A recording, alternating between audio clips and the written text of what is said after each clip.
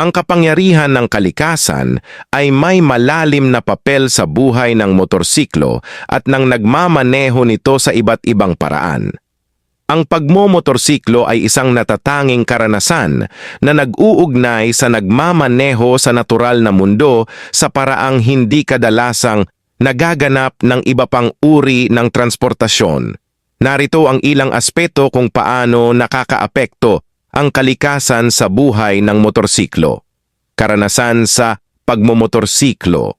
Nagbibigay daan ng motorsiklo para sa isang masusing koneksyon sa kapaligiran dahil ang mga nagmomotorsiklo ay nakatutok sa kalikasan. Nakakaramdam sila ng hangin sa kanilang mukha, init ng araw, o kaya'y ang malamig na ulan. Kaya't mas nauugma sila sa natural na mundo kumpara sa mga nasa loob ng mga sasakyan.